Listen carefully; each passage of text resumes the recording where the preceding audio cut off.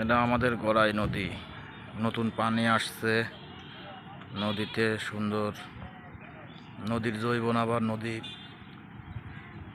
ফেরত পাচ্ছে। নদীতে নতুন পানির জোয়ার আবার যেন মানুষের মনে দোল দিচ্ছে।